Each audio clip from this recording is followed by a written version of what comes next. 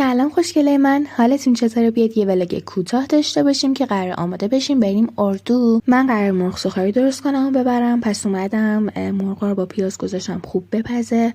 بعد اینکه پخت بهش ادویه اضافه کردم و الان پودر سوخاری رو آوردم میریزم توی یه ظرف به همراه، یعنی البته جدا جدا میریزیم.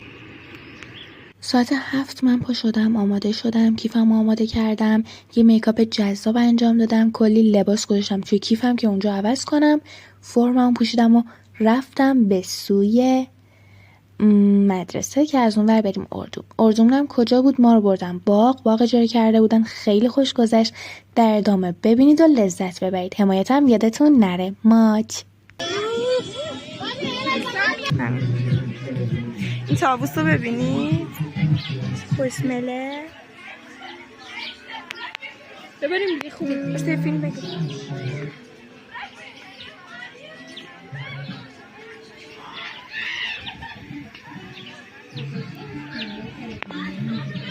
اینو باز کن، حلقه‌شو کن تو دستم. ولی تو همه چی میزنی تا خطی تو با این که شراب به من خود سعدیم ولی یکم ردیم، متوجهم ولی من پسر بدیم.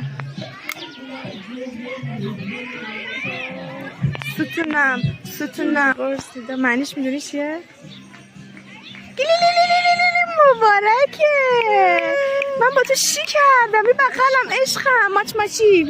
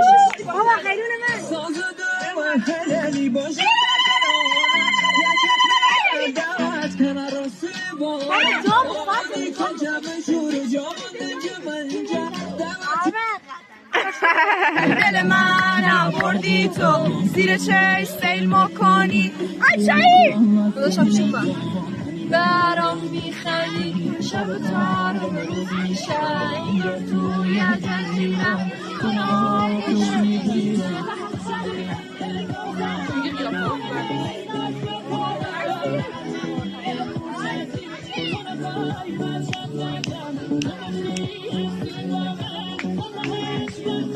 امیدوارم از این ویدیو خوشتون اومده باشه. تا ویدیو جدید دیگه بوست، بای.